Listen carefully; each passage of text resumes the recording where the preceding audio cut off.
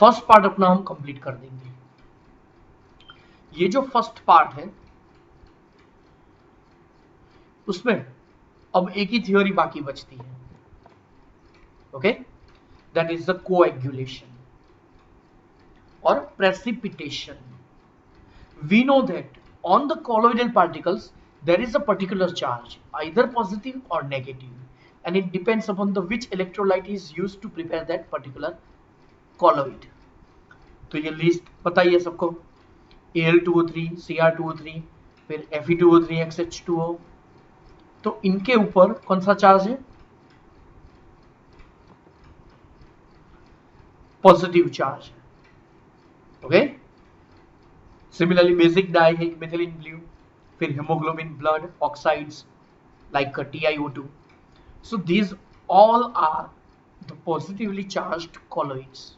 Similarly negatively charged मतलब colloid के ऊपर particular charge होगा। तो जिससे चार्ज से क्या होता है कि वो मॉलिक्यूल्स मतलब colloidal particles एक दूसरे से कभी कंबाइन नहीं होते। तो कंबाइन न होने का रीजन क्या है कि उनके ऊपर पर्टिकुलर कोई चार्ज होता है, दैट्स इट। अब कोएगुलेशन क्या है? Coagulation means the colloidal particles are aggregated. Colloidal particles are aggregated मतलब वो कंबाइन होते हैं और फिर वो प्रेसिपिटेट्स में कन्वर्ट हो जाते हैं। So the process of precipitation of the colloidal particles is known as coagulation, but it is occurred in the presence of a particular electrolyte. We know that whenever we are taking milk and if we add some lime juice, okay, so at that time we know that all the अब milk में शायद आपको पता हो तो इसमें liquid fat dispersed है। In a milk liquid fat is dispersed in a water, मतलब वो वाटर बेस्ड है। वो कैसे पता चला वाटर बेस्ड है? क्योंकि उसमें ओवरऑल लिक्विड है वो, और उसमें लिक्विड फैट इमर्स नहीं बोलते, उसके लिए हम बोलते हैं डिस्पर्स है, डिसॉल्व वर्ड नहीं बोलते, क्योंकि कॉलोइड वो कैसा है, हेट्रोजेनियस सिस्टम है, याद हो तो हेट्रोजेनियस मिक्सचर, ओके। तो देखो यहाँ पे लिखा है, तो चार्ज तब होगा क्या? The stability of lyophobic colloidal is due to the presence of charge on the colloidal particles. If somehow the charge is removed, the particles will come nearer to each other and to form the aggregates, मतलब वो coagulate हो जाएंगे and settle down under the force of gravity. तो पानी ऊपर रहेगा और नीचे dispersed phase solid part में convert हो जाएगा. So the process of the settling colloidal particles is called the coagulation. Okay? चलो वो कैसे कैसे होता है? तो फर्स्ट दिया है electrophoresis. The colloidal particles move towards the oppositely charged electrodes, ऊपर फिगर दी है यही, ओके। तो जब वो डिस्चार्ज हो जाएंगे मतलब वो चार्ज उनके ऊपर से रिमूव हो जाएगा and then after they will be precipitated. Simple, by mixing two oppositely charged salt. चलो एक के सरफेस के ऊपर पॉजिटिव चार्ज, दूसरे के ऊपर नेगेटिव चार्ज, अगर वो दोनों कंबाइन होंगे तो फिर क्या मिलेगा आपको? न्यूट्रल मिलेगा, ओके। चलो वृतांश पढ़ो यहां से।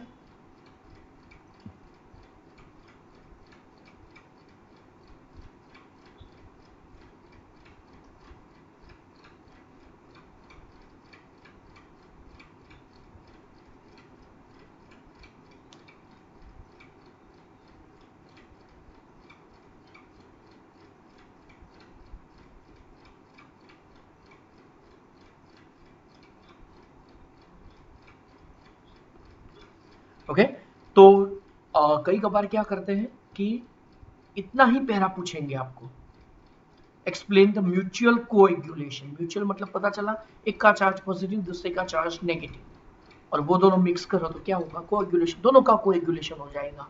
Mean somehow we want to remove, we have to remove the charge on the colloidal particles, that's it, okay. तो वो इलेक्ट्रोफोरेसिस से करें डिस्चार्ज या तो फिर म्यूचुअल कोएगुलेशन से करें, ओके। चलो नेक्स्ट, अब डायरेक्टली रीड करवा देता हूं। यस विश्वा, by boiling.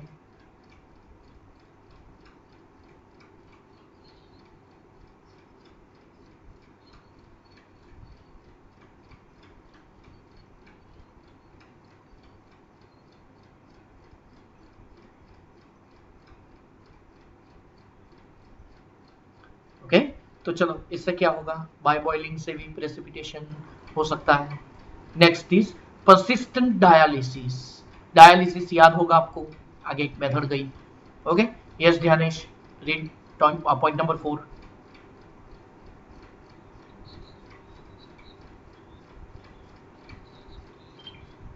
Traces, traces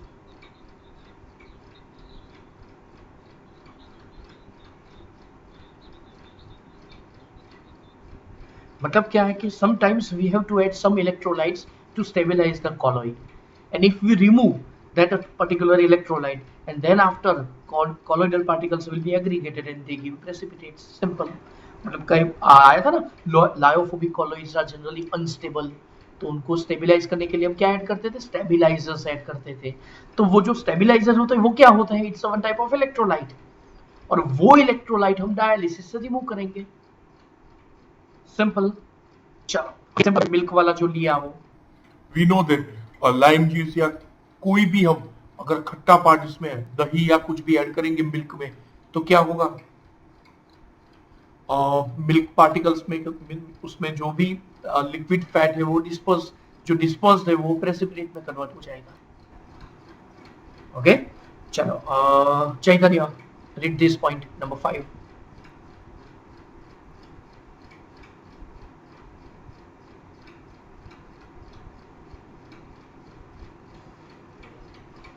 okay Dhruvi, read.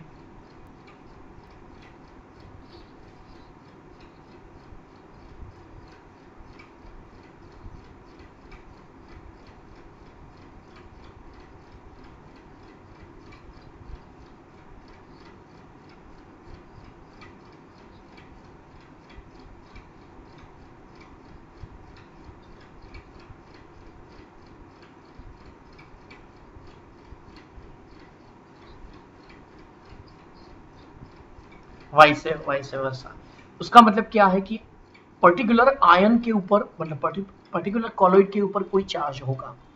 Suppose हम लेते हैं AS2S3, तो AS2S3 पे नेगेटिव चार्ज, नेगेटिव आयन होता है। ओके, तो इनकी सरफेस के ऊपर ये नेगेटिव चार्ज्ड पार्टिकल्स होंगे, तो इनका कोएगुलेशन करने के लिए हम क्या करेंगे, पॉजिटिवली चार्ज लेंगे। एक्चुअली हम तो लेते हैं पूरा सोल्यूशन ही, तो अगर हमने NaCl लिया, ध्यान से देखना, हाँ, सेकेंड हमने CaCl2 लिया, थर्ड हमने Al2SO4 थ्राइस लिया,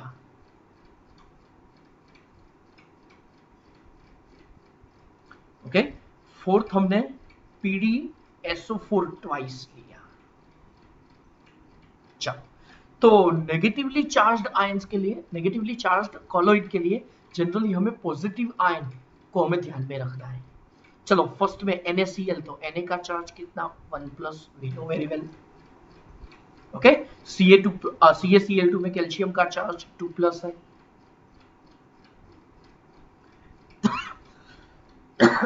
सॉरी, एल्यूमिनियम का चार्ज 3+ है, और Pd का चार्ज 4+ है।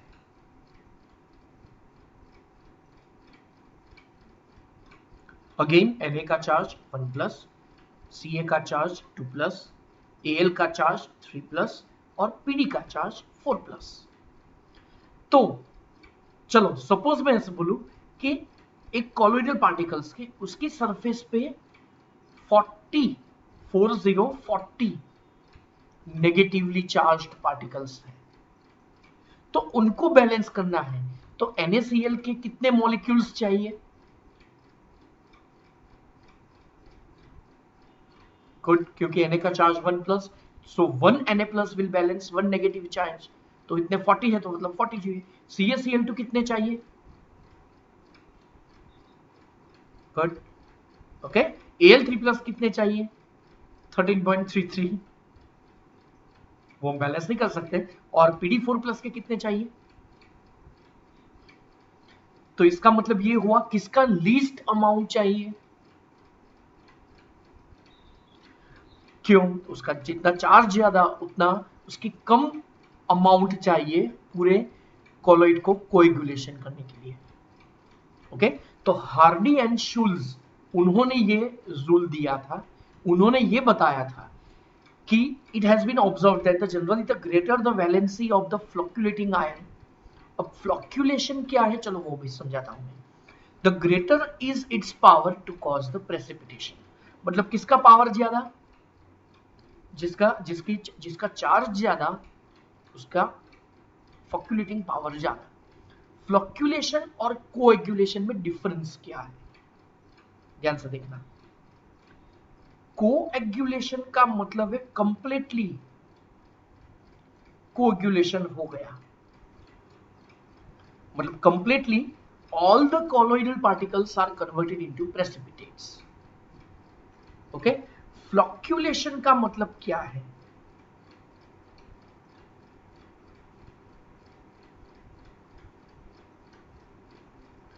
flocculation means if we are adding the electrolyte in a sufficient amount and we are creating one condition in which there will be an intermediate state. If we increase the amount of coagulation, if we increase the amount of electrolyte, then coagulation will occur. And if we decrease the amount of electrolyte, then we are getting the colloid back. तो इसको हम बोलेंगे फ्लक्चुलेशन। फ्लक्चुलेशन क्या है कि intermediate state बनाओ, कि अगर हमने इलेक्ट्रोलाइट तो हम ज्यादा ऐड करेंगे तो कोएगुलेशन हो जाएगा, कम कैसे करें, तो वो कम कर सकते हैं हम, कैसे पता है, तो वो हम कम कर सकते हैं by addition of the dispersion medium. अगर डिस्पर्शन मीडियम की अमाउंट बढ़ा दो तो ऑटोमेटिक इलेक्ट्रोलाइट की अमाउंट डिक्रीज हो जाएगी, और डिस्पर्शन मीडियम में वैसे ही तो कॉलोइड तो स्टेबल है ही। अगेन कोएगुलेशन हम क्यों करते हैं, इलेक्ट्रोलाइट ऐड करके, जैसे ही ऐड करेंगे वैसे क्या होगा, कोएगुलेशन हो जाएगा। ओके तो मेरा क्वेश्चन ये है कि फ्लक्चुलेशन क्या है, तो flocculation is an intermediate state in which we are getting a state and this is the intermediate state. So if in this state if we increase the amount of electrolyte we are getting the coagulation, and if we decrease the amount of electrolyte by addition of the dispersion medium then we are getting the colloid back, and this condition is known as flocculation। देखो वो तो कहीं कहीं पे समझाया नहीं है, तो ये फ्लक्चुलेशन पता होना चाहिए। ओके तो this is known as Hardy Schulze law. In the coagulation of negative salt तो फ्लक्चुलेशन पावर किसका ज्यादा, Al3+ का सबसे ज्यादा। पावर ज्यादा मतलब उसकी कम amount required, Ba2+ and Na+। Similarly चलो ये चारों है, अब देखो 4- मतलब नेगेटिव, ये वैल्यू नहीं है। अगर कॉलोइड की सरफेस के ऊपर 60 पॉजिटिव आयंस है तो फिर ये जो फेरोसाइनाइड आयन है उसके कितने आयंस, उसके कितने मॉलिक्यूल्स रिक्वायर्ड है,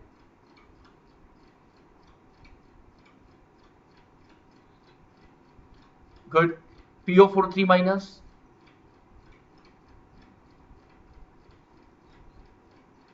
SO4 2-, गुड, और Cl-, 60। तो मतलब जिसका चार्ज ज्यादा, क्योंकि अगर 60 प्लस प्लस प्लस ऐसे कितने हैं 60 है, तो उनको बैलेंस करने के लिए किसकी अमाउंट लीस्ट रिक्वायर्ड है, तो वो है फेरोसाइनाइड आयन। मतलब अगेन जितना चार्ज ज्यादा उतना कोएगुलेशन पावर ज्यादा, सिंपल। ओके चलो तो सबको समझ में आ गया होगा। And last and final para, this minimum concentration of electrolyte in millimoles पर litre required to cause the precipitation of the salt, okay, in 2 hours is known as coagulating value. Smaller the quantity needed, higher will be the coagulating power. Simple. Smaller amount चाहिए, that means उसका power ज्यादा ही होगा।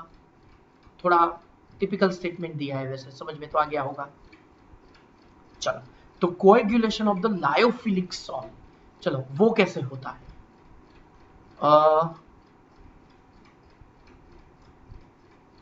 Akshay, read this para.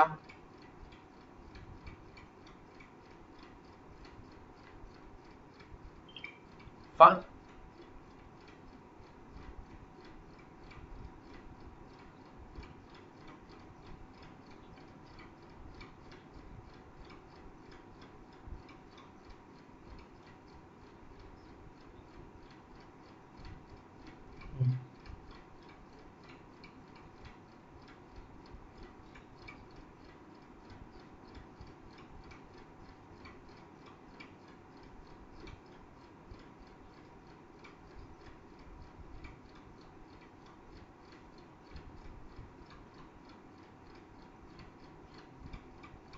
Okay, easy था वैसे तो।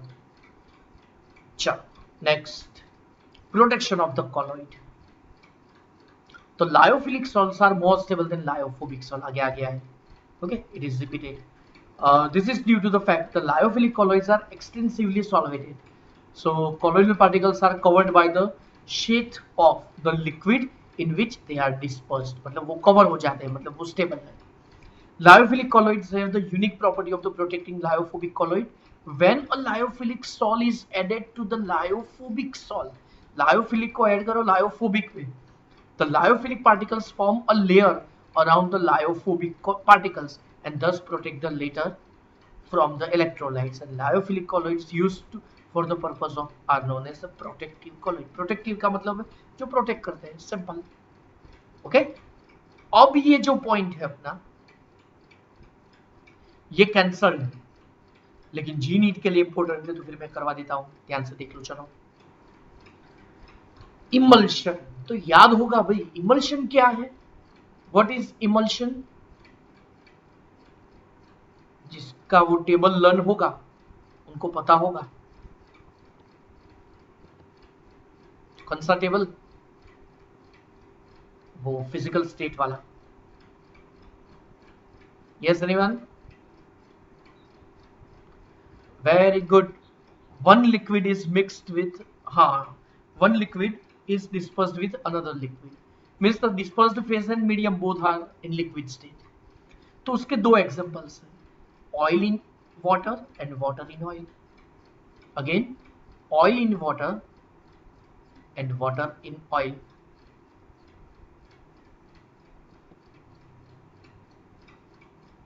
Okay, तो इसके ये दो एग्जांपल्स देख लो, oil in water, water in oil. अब दो लिक्विड्स हम मिक्स करते हैं तो आपको पता होगा, अगर दो लिक्विड हमने मिक्स किया तो वो तो होमोजीनियस मिक्सचर ही बनाएगा, लेकिन इसीलिए हम यहाँ पे एक दोनों लिक्विड ऐसे लेते हैं कि जो एक दूसरे में होमोजीनियस मिक्सचर ना बनाए। तो वो तो आपको पता है वाटर एंड ऑयल कभी मिक्स हो ही नहीं सकते, लेकिन यहाँ पे हम इमल्शन बनाएंगे with the help of soap, soap use करके, जिससे क्या होगा, ऑयल और वाटर दोनों ऐसे मिक्स हो जाएंगे कि डिस्पर्स्ड फेज और डिस्पर्जन मीडियम, मतलब आपको कॉलोइड मिलेगा उस टाइम पे।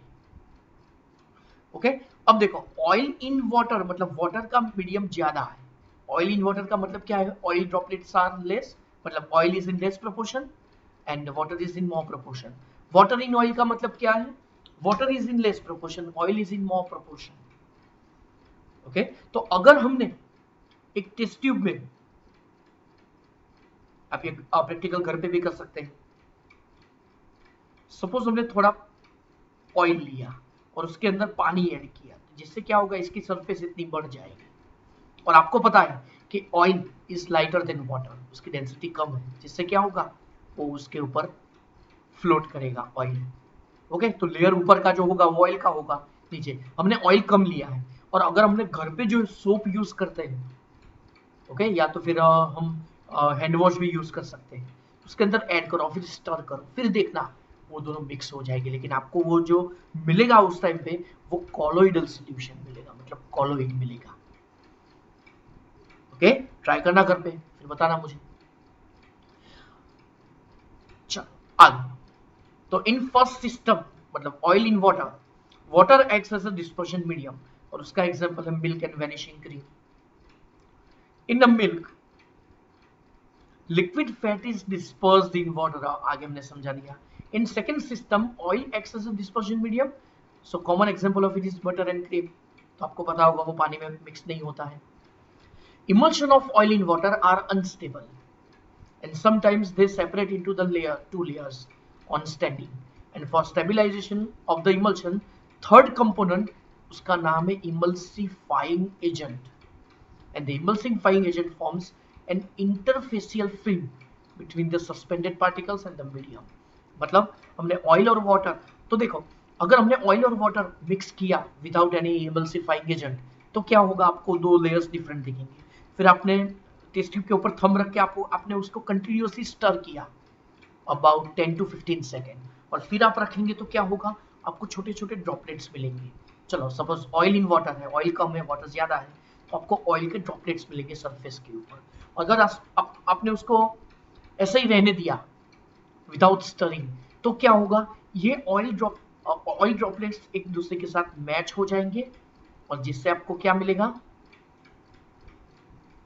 कि दो लेयर्स आपको फिर थोड़ी देर बाद वो डिफरेंट आपको लगेंगे। ओके, मतलब सेपरेट लेयर आपको दिखेगा दोनों के बीच में। ओके, तो ये समझाता है कि अगर हमने उसी टाइम पे इमल्सिफाइंग एजेंट बना दिया तो ये जो पार्टिकल्स जो एग्रीगेट होने जा रहे थे ऑयल पार्टिकल्स, तो उसकी सरफेस के ऊपर एक फिल्म हो जाएगी, मतलब एड्सॉर्प्शन होगा इमल्सिफाइंग एजेंट का, सोप का, जिससे क्या होगा, ये दोनों पार्टिकल्स फिर अब होंगे ही नहीं, मिक्स होंगे ही नहीं। So this the principle emulsifying agents of the oil in water, OW लिखा है ना, तो वो आपको याद रखना है। O/W मतलब ऑयल इन वाटर, स्लैश का मतलब है इन, सो O/W मतलब ऑयल इन वाटर, W/O मतलब वाटर इन ऑयल। ओके, तो generally the principal emulsifying agents for oil in water emulsions are proteins, gums, and natural synthetic soaps. And for water in oil, heavy metal salts like fatty acids, long chain alcohols, and lamp black. Lamp black पता होगा, suppose हमने मोमबत्ती जलाई है, उसके ऊपर अपने book रखनी नहीं है, थोड़ी ऊपर रखनी है और उसको घुमानी है, जिससे उसके ऊपर ब्लैक होगा ना, ब्लैक आएंगे, उसको हाथ आप टच करेंगे तो फिर वो ब्लैक ब्लैक आपकी उंगली पे भी लगेगा, that is known as lamp black. उसमें से जनरली जेरोक्स का टोनर, जेरोक्स मशीन होता है ना, उसका टोनर, फिर इंक उसमें से बनती है। चलो, तो इतना तो क्लियर हो गया होगा। Emulsions can be diluted with any amount of the dispersion medium, और उसी से हमें पता चलता है कि which type of emulsion is given to you। Suppose आपको कोई एक इमल्शन दिया है और फिर आपको बोलना है कि ये कॉलोइड्स कौन से टाइप का होगा, ऑयल इन वाटर और वाटर इन ऑयल। तो हम क्या कर रहे हैं, उसके लिए डाइल्यूशन मेथड। सपोज हमने मिल्क लिया, हमने मिल्क में पानी ऐड कर दिया, तो आपको सेपरेट लेयर मिलेगा या मिक्स हो जाएगा? Give me the answer. Mix हो जाएगा। तो उसका मतलब क्या हो, किसका प्रोपोर्शन ज्यादा है, ऑयल का या वाटर का?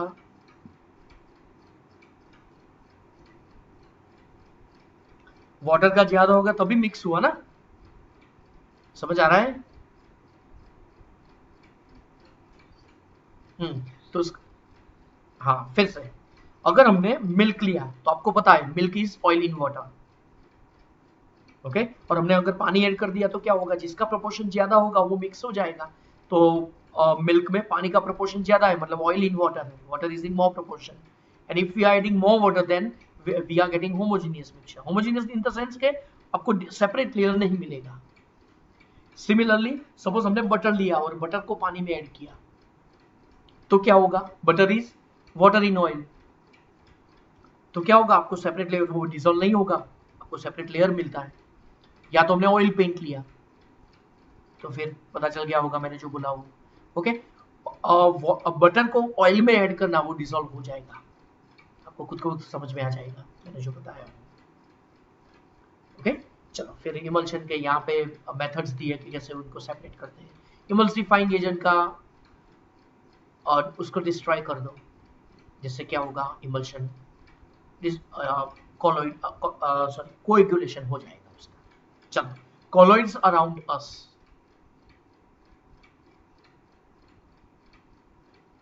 चलो फर्स्ट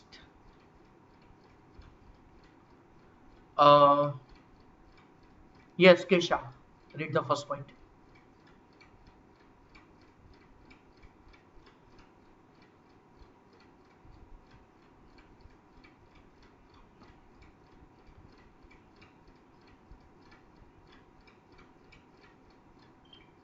ओके, चलो समझ में आ गया होगा, सिर्फ इसका फंडामेंटल याद रखो, that's it. Yes Rishit, read second number point. नहीं, उसका माइक ऑन नहीं है शायद। हाँ, पता है। Okay Yash, read the second point. Yash,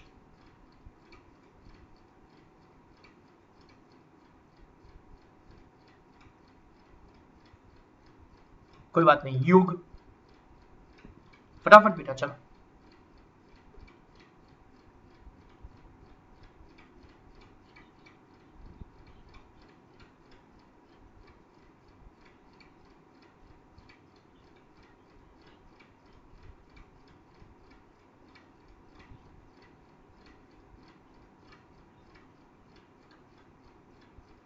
to float,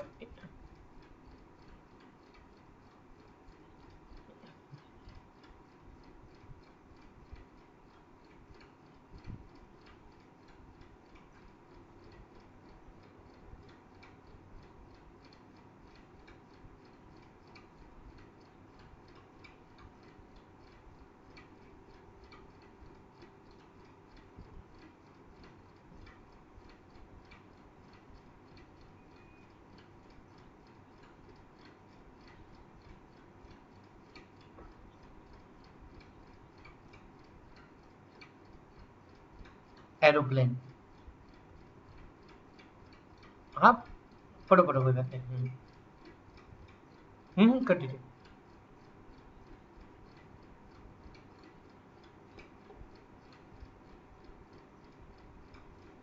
okay, next.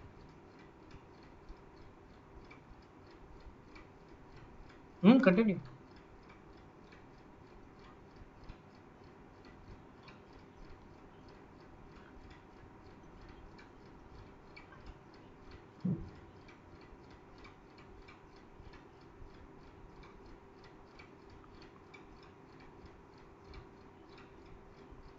Bleeding, bleeding बंद करने के लिए पता है ना, just a minute, just a minute, just a minute. Generally ये जो एलम बोलते हैं, फटकड़ी, okay.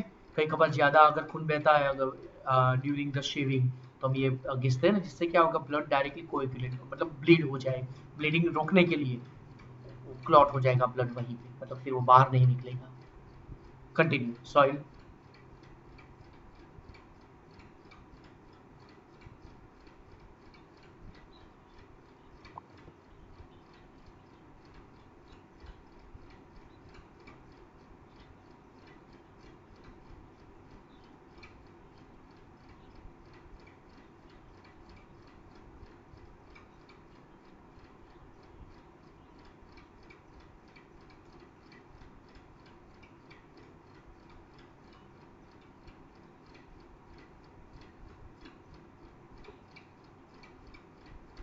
Okay okay, done done done done done, okay okay.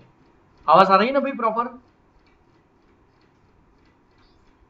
Okay हाँ। ओके, तो फिर अब देखो एप्लीकेशंस ऑफ कॉलोइड वो नेक्स्ट लेक्चर में लेंगे। ओके चलो, तो फिर आज का लेक्चर यहीं पे हमारा कंप्लीट होता है। ओके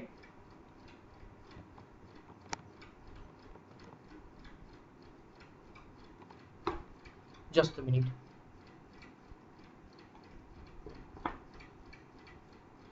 जस्ट अ मिनट, अभी देरी है, मैंने सोचा टाइम हो गया। Okay, so applications of the colloid. चलो, फर्स्ट एप्लीकेशन है electrical precipitation of smoke. Okay, तो इसका नाम है कॉट्रेल प्रेसिपिटेटर।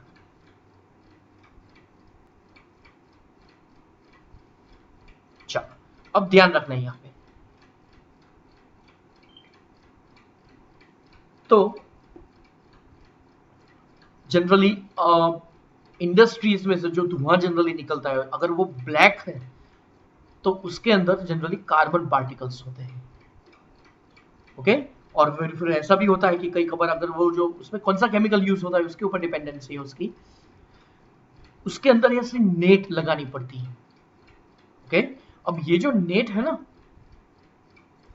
उसके अंदर हाई चार्ज अप्लाई करना होता है। अब देखो, जनरली धुआं व्हाइट कलर का ही होना चाहिए, ब्लैक अगर होता है तो उसके अंदर कार्बन पार्टिकल होंगे, तो उसके अंदर ऐसी एक सिस्टम उन्होंने ऐड कर दी है, देख लो कैसी। तो ये देख लो, ये जो आपको नेट दिख रही है, उसके अंदर हाई वोल्टेज हम अप्लाई करते हैं। क्या अप्लाई करते हैं? High voltage. तो जैसे हम हाई वोल्टेज अप्लाई करते हैं तो उसके अंदर ये जो पार्टिकल्स होते हैं ना, तो जो हैवी पार्टिकल्स होते हैं, कार्बन पार्टिकल्स होते हैं, वो कॉलोइड में कन्वर्ट हो जाएंगे और नीचे ही रह जाएंगे, और बाकी का जो व्हाइट धुआं है वो बाहर निकलेगा। ओके, और फिर उसको अलग से एक्सट्रैक्ट कर देते हैं। तो कॉट्रेल स्मोक प्रेसिपिटेटर का काम ही यही है कि जो भी धुआं निकलता है ना, उस धुएं में से जो प्रेसिपिटेटेड ऐश है वो बाहर नहीं जानी चाहिए। अगर वो बाहर, उसके लिए बहुत हाई वोल्टेज चाहिए, लेकिन कोई जनरली इंडिया में तो वो बहुत कम वो यूज करते हैं, बाकी तो ऐसे जाने ही देते हैं। Smoke is a colloidal solution of the solid particles such as the carbon, arsenic compound, dust, etc. In air, the smoke before it comes out from the chimney is laid through a chamber containing plates having the charge opposite to that carried by the smoke particles. Smoke particles का जो charge होगा उससे opposite charge रखते हैं। The particles on coming in the contact with these plates lose their charge and get precipitated, and the particles thus settle down on the floor of the chamber, and the precipitator is called Cottrell precipitator. Chalo, next is the purification of drinking of water. Yes, Dhyanesh, read point number 2.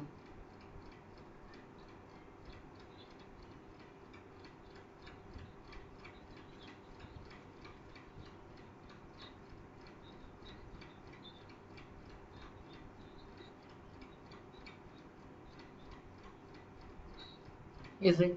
चलो, medicines. Generally जो kids होते हैं उनकी जो दवाई होती है generally liquid form में होती है, आपको पता होगा। क्यों पता है? क्योंकि वो जल्दी वाटर में एब्जॉर्ब हो मतलब बॉडी में एब्जॉर्ब हो जाती है। Just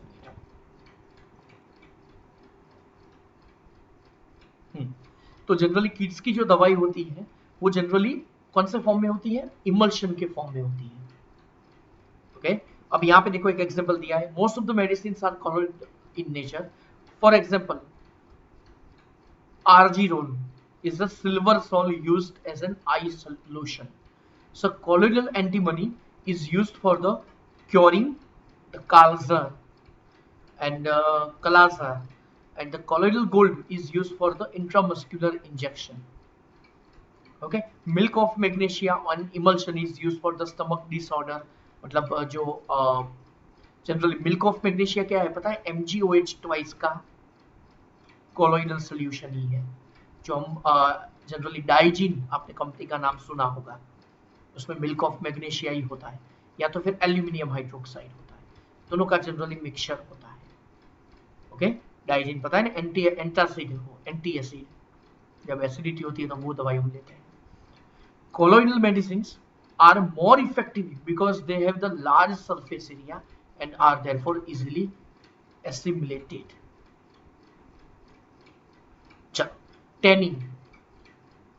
Animal hides are colloidal in nature, and when a hide which has the positively charged particles is soaked in tannin and which contains the negatively charged colloidal particles, and mutual coagulation is occurred.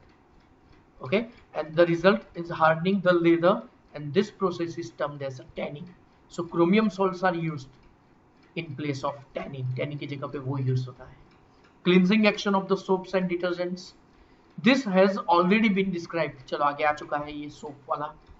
Photographic plate और film, तो उसमें ये भी chapter 4 में आ चुका है। AgBr और gelatin. Gelatin क्या है? कॉलोइडल सोल्यूशन ही है। रबर इंडस्ट्री, तो रबर तो हमें पता है कि सपोज हमने कुकर का जो हैंडल होता है उसके ऊपर लेयर होता है, किसका? रबर का, जिससे कुकर अगर जितना भी गर्म हो, लेकिन उसको हम हैंडल से अगर हम कैरी करेंगे तो फिर हमें गर्म नहीं लगेगा। क्यों? क्योंकि रबर इज एन, तो वो हीट पास नहीं कर सकता। तो वो लेटेक्स का उसका जो लिक्विड बनाते हैं that is a negatively charge, और फिर उसके ऊपर फिर उसका कोएगुलेशन कर देते हैं हैंडल की सरफेस पे। इंडस्ट्रियल प्रोडक्ट्स, चलो पेंट्स, इंक्स, वो सब क्या है? कॉलोइड ही है। Okay, thus our colloid department is over right now. तो कॉलोइडल डिपार्टमेंट हमारा कंप्लीट हो चुका है अब यहाँ पे। ओके, अब आगे वाला पार्ट बाकी बचता है, वो भी मैक्सिमम 2 to 3 लेक्चर्स। तो ये अपना चैप्टर 5 फिर कंप्लीट हो जाएगा। ओके, चलो तो फिर आज का लेक्चर अब यहाँ पे कंप्लीट हो